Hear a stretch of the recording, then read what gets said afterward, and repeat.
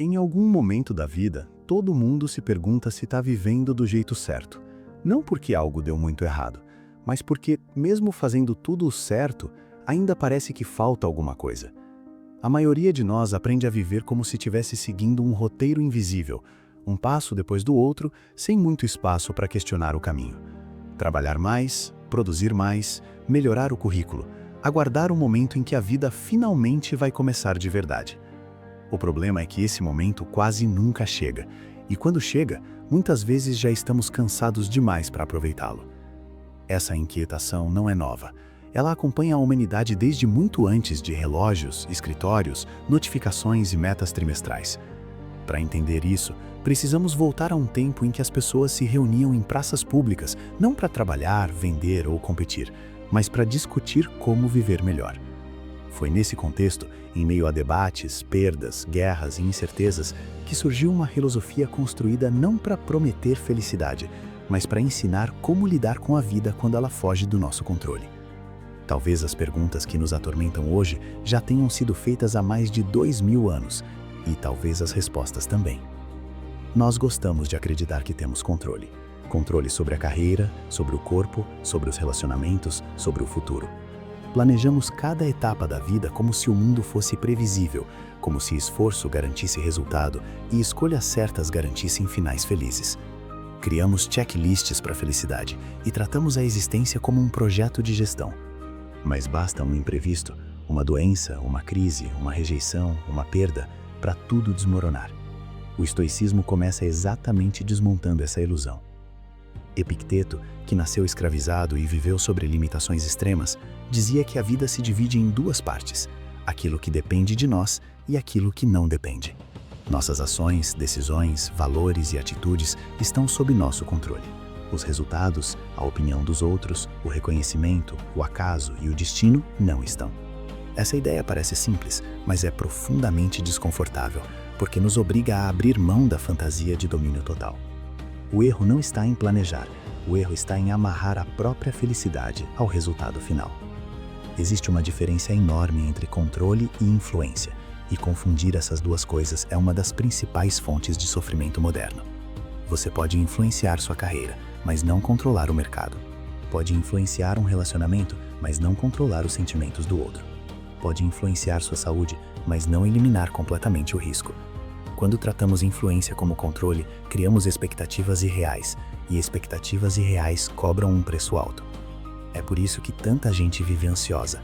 Publica algo esperando validação, trabalha esperando reconhecimento, ama esperando retorno. Quando isso não acontece, surge a frustração. Não porque a pessoa falhou, mas porque apostou a paz em algo que nunca esteve nas mãos dela. Os estoicos resumiam isso em uma frase simples e brutalmente honesta: eu controlo minhas ações, não as consequências. Outro ponto frequentemente mal compreendido é achar que o estoicismo é uma filosofia de sucesso. Não é. Ele não promete riqueza, status, conforto ou aplausos. O estoicismo é uma filosofia de caráter. Virtude, para os estoicos, não é um meio para alcançar algo, ela é o próprio objetivo. Agir corretamente não é uma estratégia para ganhar, é uma forma de viver. Você pode fazer tudo certo e ainda assim perder. Pode ser honesto e ficar para trás. Pode ser justo e não ser recompensado. Sêneca foi exilado e obrigado a cometer suicídio por ordem do imperador. Marco Aurélio governou em meio a guerras constantes, epidemias devastadoras e perdas pessoais profundas, incluindo filhos. Nenhum deles teve uma vida fácil ou confortável. Ainda assim, ambos sustentavam a mesma ideia: a dignidade está no como, não no resultado. Isso confronta diretamente a lógica moderna, que mede valor apenas por performance e aparência. A pergunta que surge daí é simples, mas extremamente desconfortável. Você prefere viver bem ou parecer que vive bem? Porque muitas vezes essas duas coisas não caminham juntas. O estoicismo escolhe a primeira opção, mesmo quando ela custa status, aprovação ou conforto.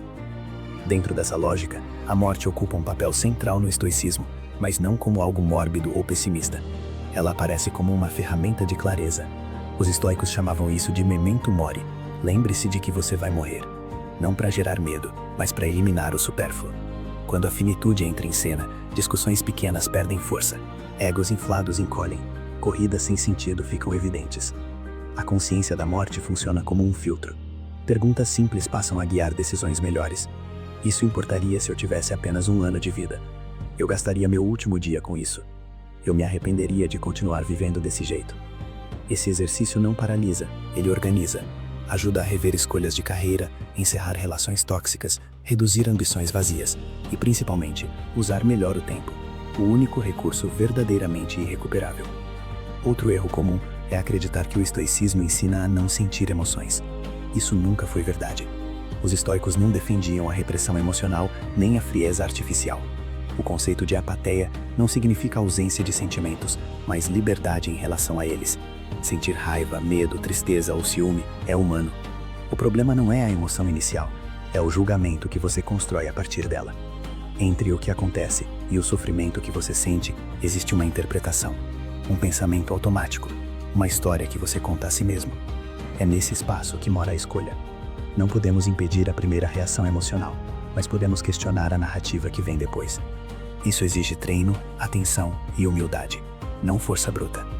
Por fim, vem talvez o conceito mais distorcido de todos: viver conforme a natureza. Para os estoicos, natureza não significa fugir da sociedade, rejeitar tecnologia ou viver isolado. Natureza significa razão, ordem e limite. Significa agir de acordo com aquilo que sustenta a vida, não com aquilo que a esbota. E é exatamente isso que falta no mundo atual. Vivemos cercados de estímulos constantes, informação sem pausa, consumo sem freio e produtividade sem descanso. Dormimos mal, comemos demais, pensamos demais e refletimos de menos. Confundimos velocidade com progresso e ocupação com significado. Viver conforme a natureza hoje significa reconhecer limites. Nem tudo o que posso fazer, devo fazer. Nem tudo que é possível é saudável. Nem tudo que acelera leva mais longe. O estoicismo não promete uma vida perfeita, confortável ou livre de dor. Oferece algo mais raro: clareza. Clareza sobre o que importa, sobre o que depende de você e sobre o que precisa ser aceito. E talvez isso seja exatamente o que mais falta em um mundo que acredita controlar tudo, planejar tudo e prever tudo, mas que no fundo mal consegue controlar a própria mente. Se você gostou do vídeo, deixe o seu like e inscreva-se no canal. Obrigado por assistir e até breve!